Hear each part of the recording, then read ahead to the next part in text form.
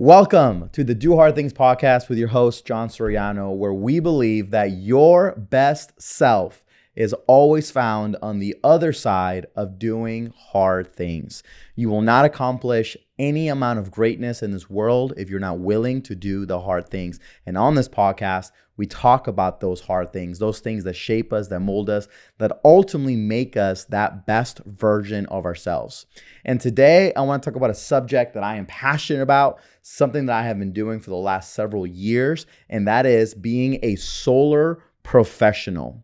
This one specifically for my guys out in the solar space. Now, before you tune out, if you're not in solar, understand that these are principles I am talking about. Now, these principles can be applied in any industry you're in, whether it is solar, roofing, pest control, alarms, or maybe you don't do sales. Maybe this could be principles you could apply in your marriage. These are also some principles that you can apply outside of just solar. Now, I will be speaking specifically about solar, but you'll discover that you can apply these in other areas. I am passionate about the solar industry. I have seen the solar industry change so many lives, including my own. I have gone from being a broke 20-something-year-old to where now I've been able to make multiple millions in this space, on top of also helping many other people create 7- and 6-figure incomes. And it's an amazing feeling. It's an amazing thing to see what the solar industry can do. But you can only do that by understanding some of these principles. So these are things that I have discovered in my 7-8 years being in solar. And I hope that if you apply these, you will see a radical shift in your results, in your production, and your sense of also purpose and your sense of happiness in this industry. So let's get into it. The first one, protect your mindset at all costs. There needs to be a checks and balance system if you want to be a solar professional. Understand that the mind is your weapon here. The mind is the tool that you use to get the results that you want. And because that's the tool, you got to make sure it's sharp.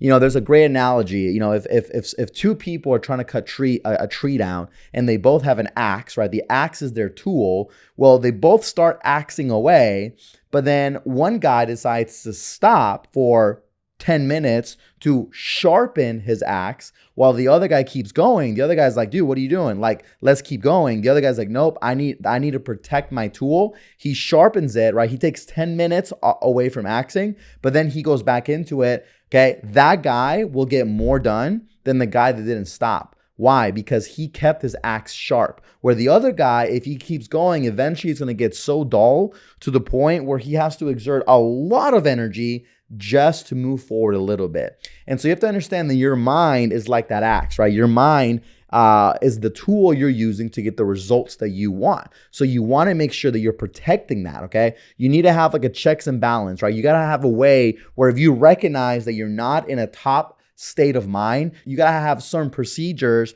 that you implement, certain habits that you implement that allow you to get to that high state of energy, okay? So for example, I love these cards called Mind Mastery cards. You can buy them on Amazon.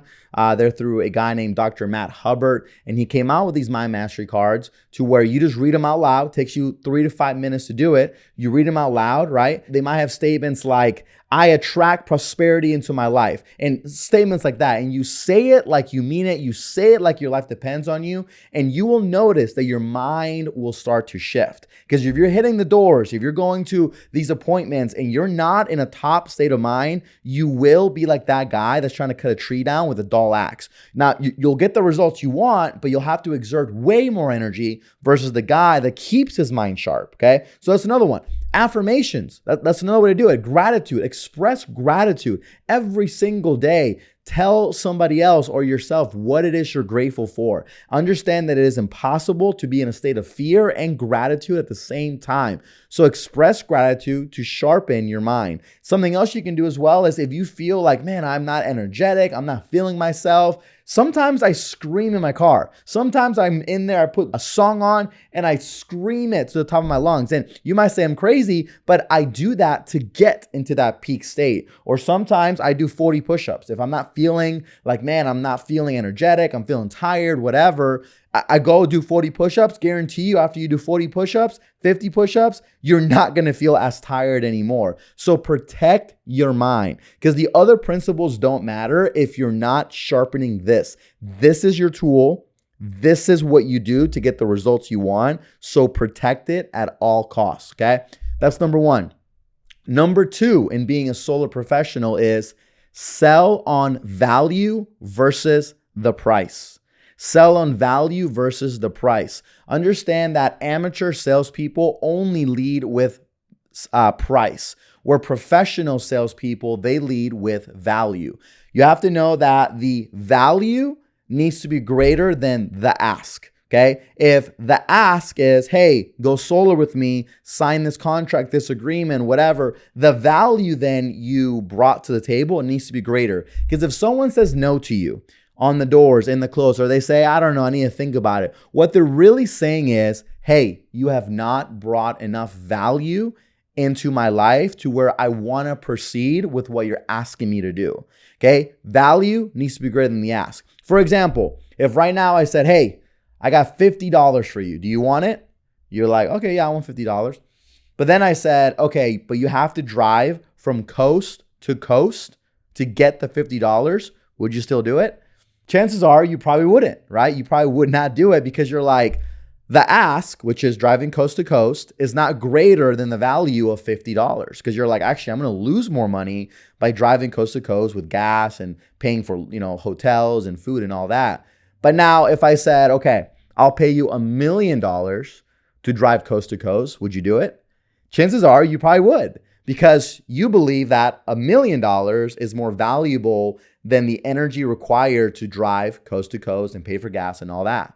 All that shifted was the value, which was $1 million versus 50. You value $1 million more than you value the time it takes to drive coast to coast, but you don't value $50 more than the time it takes to drive coast to coast.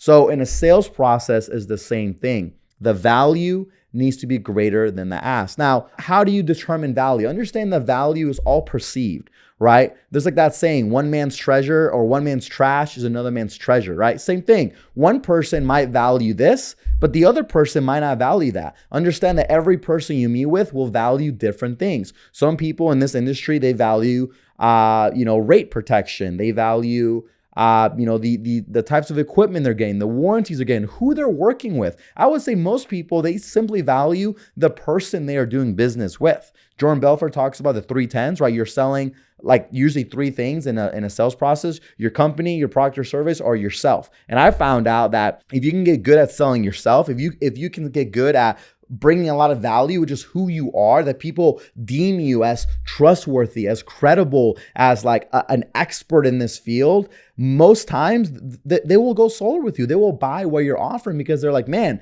this guy, John Soriano, he brings so much value into my life. So again, value has to be greater than the ask.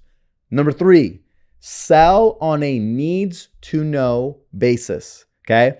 Understand that too much information paralyzes people. This is one that I have to be kind of a little careful with myself. The way I think, I'm extremely analytical. I'm that guy that I can run a sales training and be rah, but then I can also run a sales training and bust out spreadsheets. And sometimes I can lean too much on this side. So I have to understand that, hey, too much information paralyzes people. I know a lot about solar. I know a lot. I can talk about almost anything in solar, actually anything, and I can talk about it for an hour on just one subject. And I have to stop myself sometimes with being like, hey, don't say too much information. Sell on a needs to know basis. What does that mean? That means sell on the important stuff they need to know, right? They don't have to know what section F and line 1 of the agreement is, right? Sometimes I see this mistake where guys, they will go so deep and so analytical in a customer. And what happens when someone gets information overload is the mind can only handle so much information at once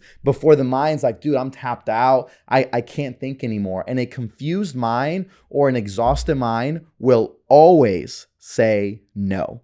Okay, always say no. So don't give them too much information. What I've discovered is, the sales process where you're explaining, the basics of your program, a PPA, a loan, a prepaid, a cash, whatever, you should keep it around 30 minutes, okay? Like usually customer fatigue starts setting in after about 45 minutes. If you've been talking for 45 minutes about just what is solar and explaining everything and explaining your program, usually I've discovered once you go past 45 minutes, that is when customer fatigue starts to kick in. If you're an hour in, 2 hours in, and you're not signing docs yet, that's a red flag. Most times customers will be like, at that point, they'll be like, all right, I need to think about it. And really what it is they're just mentally exhausted to the point where they're like, I can't make a decision right now. So sell on a needs to know basis, okay? Figure out what it is they need to know. Like for example, in California, PPAs are very popular.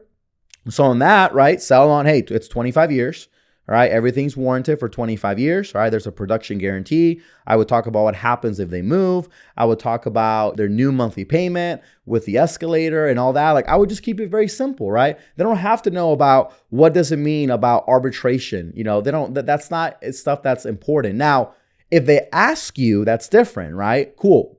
Talk about it. But what I'm saying is you don't have to word vomit and talk about a million things. Keep it simple, right? There's an acronym, KISS. Keep it simple, stupid, okay? So that's number 3. Number 4, don't honeymoon the customer. It's very easy in a sales process to only talk about the good, right? But we have to be realistic. I think most people understand that life doesn't always go according to plan. So don't only talk about the good, okay?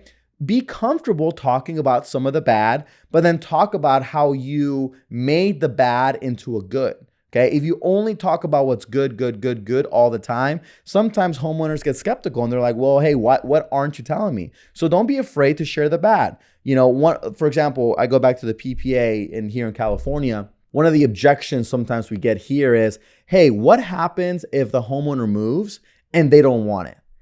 And what I've discovered is a lot of salespeople, they will beat around the bush. Oh, well, that won't happen. Oh, well, we'll, or sometimes they'll lie. Like, oh, well, we'll just take it off at no cost, which is a blatant lie.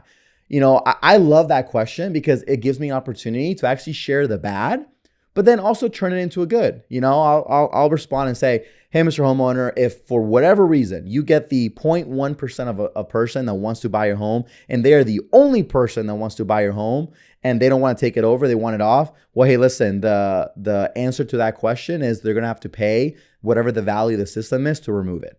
However, Mr. Customer, the odds of that happening are very, very small. Here in California, we're seeing more homes go solar. People see the benefit of it because of the rising rates with the utility. So chances are you are extremely more likely to get someone who believes in solar and are willing to take it over versus someone that doesn't, okay? I love that because it gives me opportunity to kind of give them the answer that maybe they don't want to hear, but it's the honest truth, right? There's no pretty way to get around that objection of like, well, what happens if they don't want it? So don't always honeymoon the customer.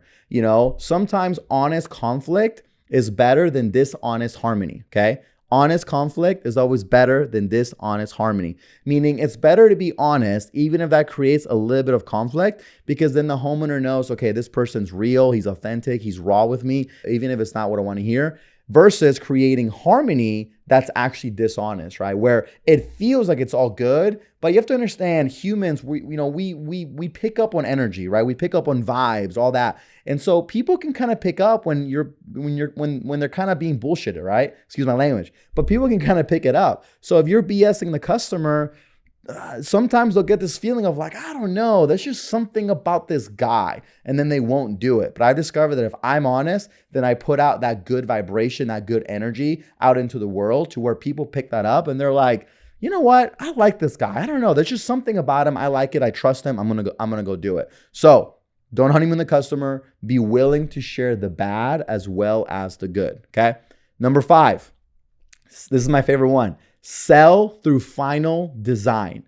Okay, in the solar space, we have this thing that we should be doing called a final design, right? So we know we sign docs. After that, we do a site survey, and then within a week or 2 or 3, usually the installer has a final design where, hey, this is what they submit. for permits. Okay. I love selling through final design. Here's where a lot of people make a mistake. They sell through the consultation. Okay.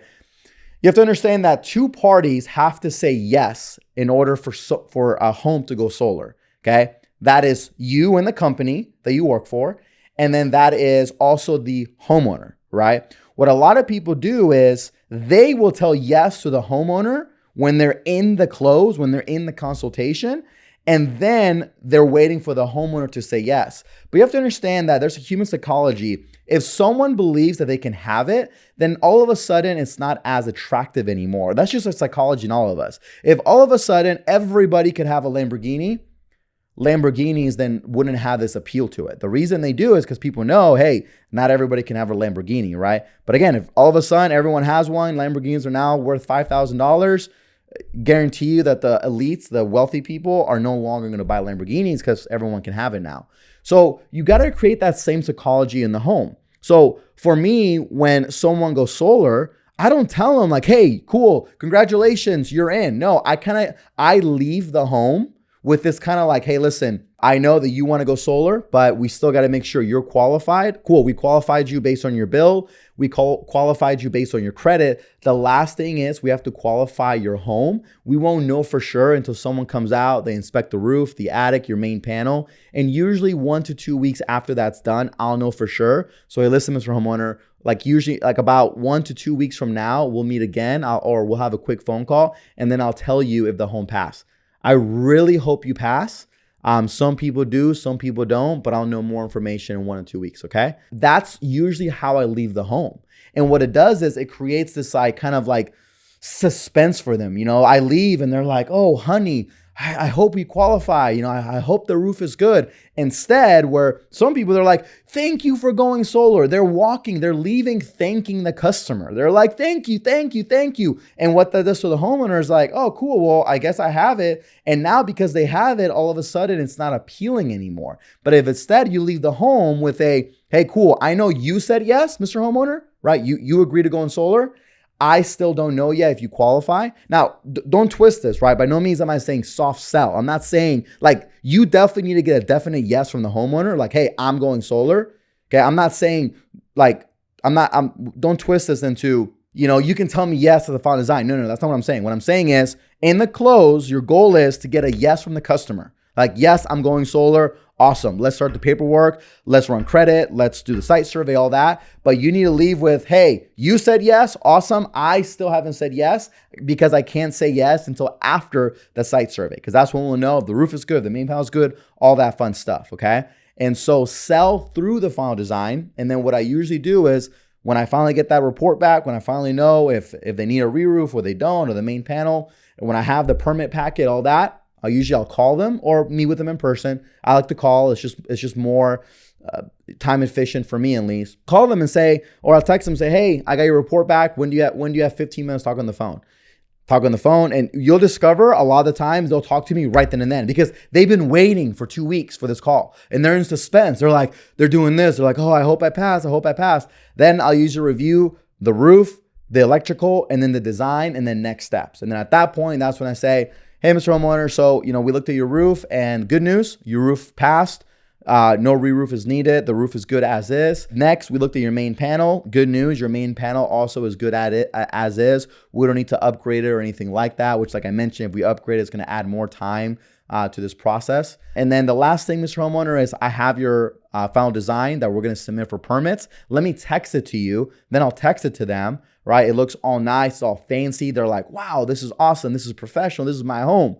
And then at that point, that's when I'll say, all right, Mr. Homeowner, so if everything looks good on your end, we're going to go ahead and submit for permits. And then once the permits are approved, then we can schedule the installation. At that point, usually they'll say, yeah, everything looks good. Awesome. Or they'll look at the final design, which doesn't happen very often to me. And they'll say, actually, can we modify this, or actually, can we add more panels, right? I would say that happens maybe 1 out of 10 times. But selling through final design is so important. I promise you, if you do just this one thing, sell through final design, you will discover that your accounts will be way more stickier, okay? Way more. Okay. In the last few years in selling, I've had maybe 1 out of 5, 1 out of 6 customers cancel because of this one habit, this tactic that I started doing, which is sell through final design. Again, to summarize this, when you leave the home, when someone goes solar with you, don't leave the home saying thank you, thank you, thank you. Because what you're saying is, oh, I needed this sell. And no one wants to feel like they were sold. Instead, say, hey, listen, I hope it all works out. I hope after the site survey, your home is good.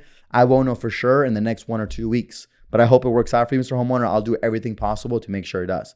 Leave them in this suspense where they're like, oh, I know I want to go solar, but oh man, this company has to approve me, okay? So sell through final design. Number 6, have a walk around with your customer. Understand that motion creates emotion, okay? Motion creates emotion. When you're sitting in the home, especially if you're dealing with a maybe analytical customer, someone that's asking a lot of questions, maybe, you try to make it a 30-minute consultation, 45-minute consultation, but now you're 2 hours in and you haven't even signed docs yet, right? You're not even there yet.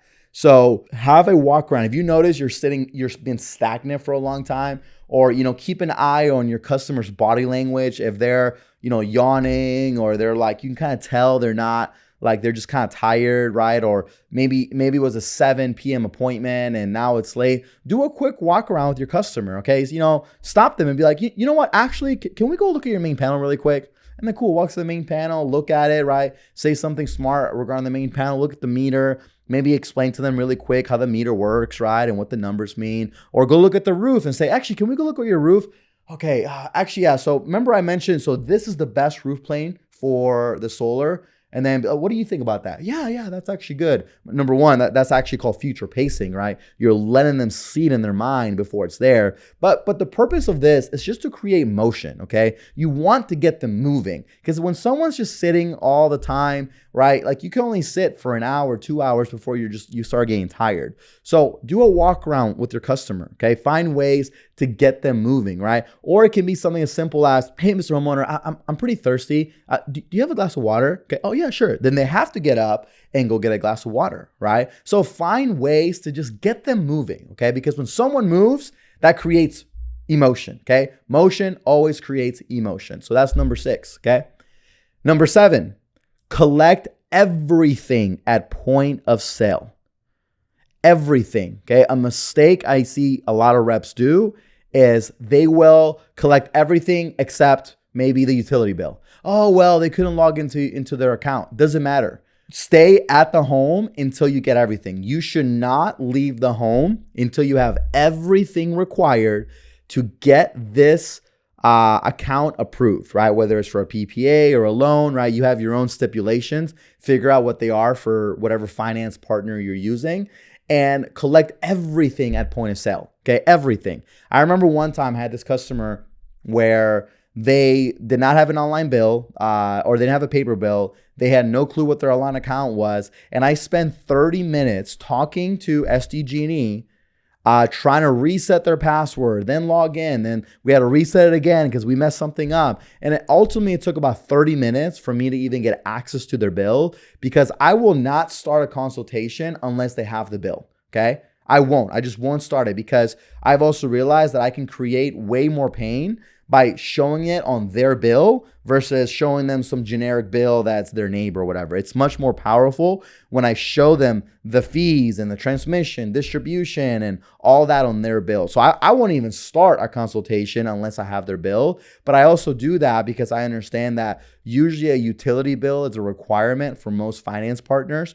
And so I recognize that I need to get that now. So don't believe this lie of, oh, I'll send it to you later. Because then what happens is they forget, they go to work, and then they don't send it to you for 5 days. And then by then you can't get it approved. You can't do a final design. And then now, and then they cancel or whatever. So collect everything. If you need trust documents, get trust documents. If you're doing a loan and you got to send a driver's license, get that. If they got to send W-2 statements, pay stubs, whatever it is that you need, be a professional. Number one, know what you need, but then also collect it. Do not leave the home, okay? Sometimes you might have to insert your authority and be like, hey, Mr. Homeowner, I need to collect this. Listen, it'll just take 5 minutes. I'll help you, okay? If they're being like, oh, I'll get to you later, okay? Just collect it right then and then. That way, when you leave, you're not having to spend 30 minutes collecting it from them when it could have taken you 5 minutes in the home. Okay. And then here's the last one, number 8, and being a solar professional. Be thorough through an agreement. Okay. Be thorough. I have discovered that it never hurts me to be thorough. Okay. It never hurts me. Okay. But it can hurt me if I'm not thorough enough. Sometimes, I'll hear of stories where guys go through agreements in like 5 minutes. I'm like, what? How can you go through a 20, 30, sometimes 40-page agreement, depending on what you're selling, in 5 minutes? I actually spend about 25 to sometimes 40 minutes in the agreement. And yeah, sometimes people make fun of me. They're like, dude, you're spending way too much time. But I've discovered that it never hurts me. Never hurts me. Now, but it can hurt me if I'm not thorough enough. Because if the homeowner's just going like tap, tap, tap, tap, or you spend 5 minutes, but then they see it's like a 38-page agreement, they're like, wait a minute, there's no way I know everything in those 5 minutes. And then when you leave, what happens is they read it themselves.